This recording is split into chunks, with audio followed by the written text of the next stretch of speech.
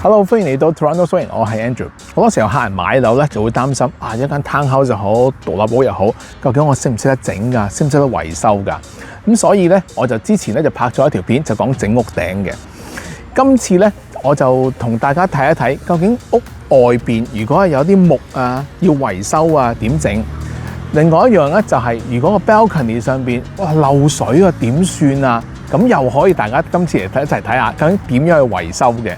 因為我相信一樣嘢就係、當你買樓之前，如果你見過點樣去維修、點樣去修補嘅話，當你買樓嘅時候咧，個心都會定啲嘅。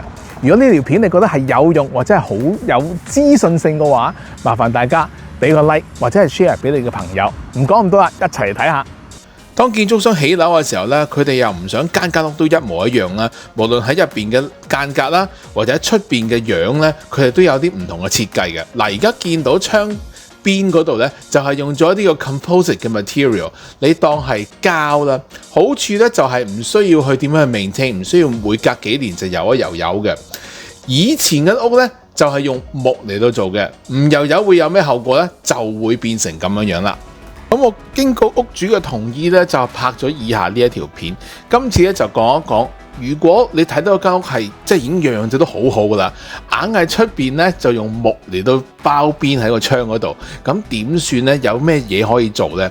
如果真係用木嘅話咧，其實你每隔幾年你需要去油。如果唔油嘅話咧，啲木咧就真係會漚到爛晒。漚爛咗之後咧，其實就即係需要補翻佢，然之後你先可以再油嘅。嗱，呢個屋主咧就冇去點樣去保養間屋噶啦，咁所以你見到呢一度已經係漚爛咗噶啦。而佢點樣做咧？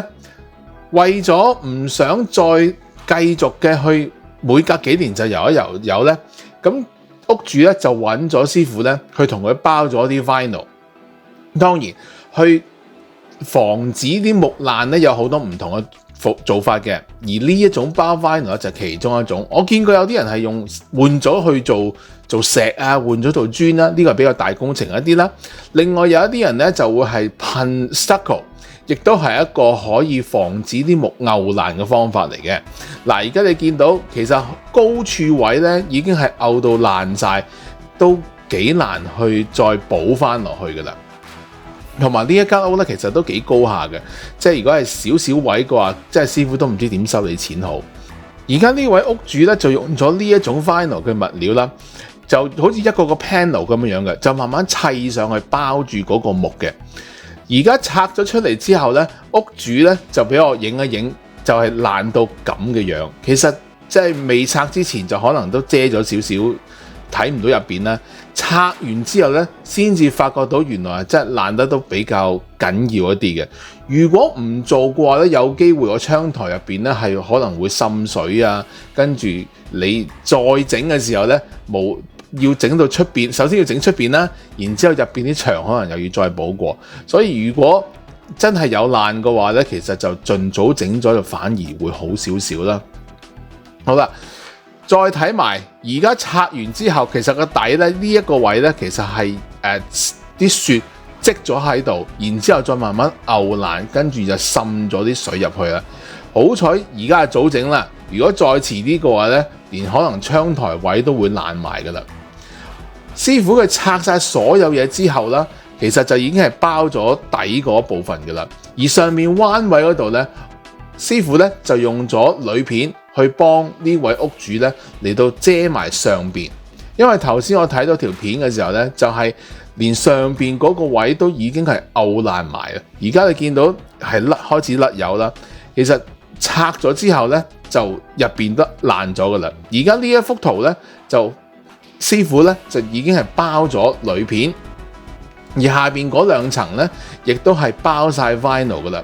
呢一種嘅做法咧喺將來你未來起碼5至10年到啦，你都未必需要再有去 maintain 嘅。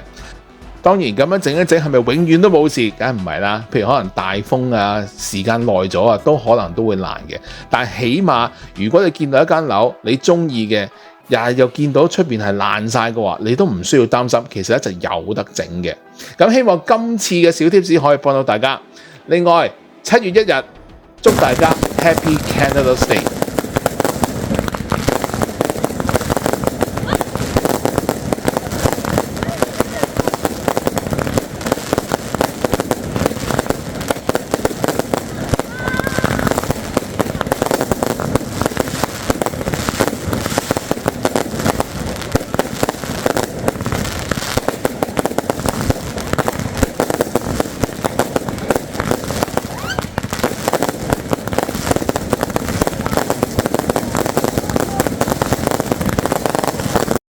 我今日嘅介紹就到呢一度，鍾意我 channel 嘅話可以 subscribe 個 channel， 再撳埋隔離個鐘仔就可以收到我最新嘅消息啦。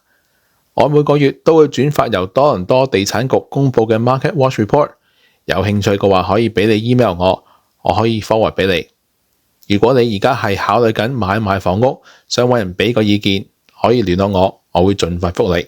下次再見，拜拜。